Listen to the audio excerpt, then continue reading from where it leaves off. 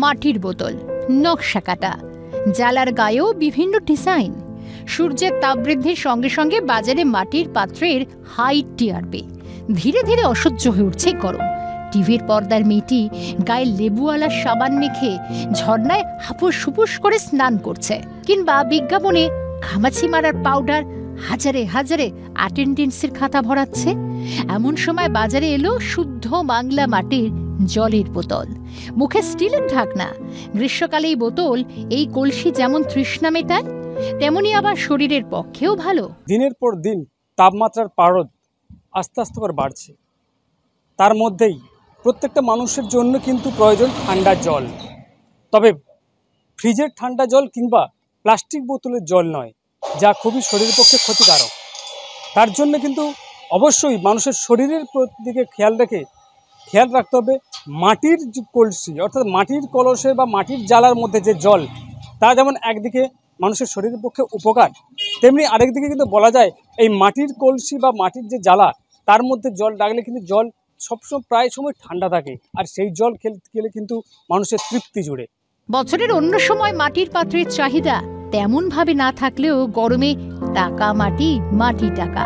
পূর্ব মেদিনীপুর জেলার নন্দকুমার থানার অন্তর্গত ঠিকুয়া চক সহ বিভিন্ন জায়গায় কুম্ভকারীরা বিক্রি করছেন মাটির কলসি, জ্বালা, বোতল।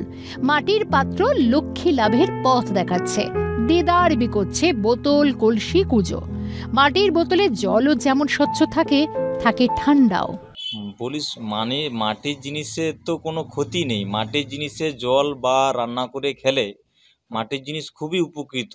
প্লাস্টিক বা মগ টগ নানা রকম প্লাস্টিক, সিলভার, এইসব জিনিস যা বলেছে মানুষেরই তো ক্ষতি, কিন্তু মাটির জিনিসের কোনো ক্ষতি নেই।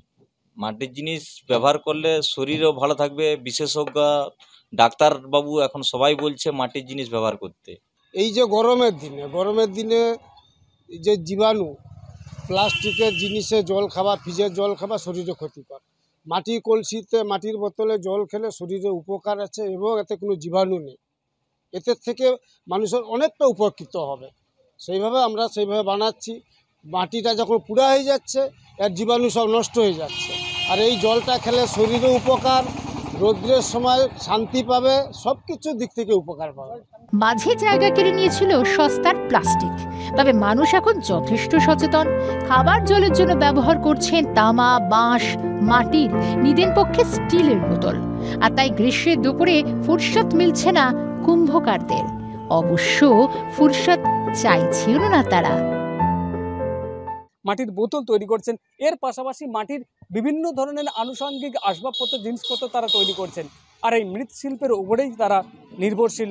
তারা তাদের জীবন কাটাচ্ছেন বা জীবন চালায়। এটাই তাদের রুজি রোজগারের একমাত্র পথ। তবে এই গরমের সময়, এই তীব্র দাবদাহের সময় মাটির কলসির চাহিদাও কিন্তু রয়েছে, তেমনি বিক্রি হচ্ছে জোর কদমে। পূর্ব মেদিনীপুর থেকে অরুণাভ মান্না, ক্যালকাটা নিউজ।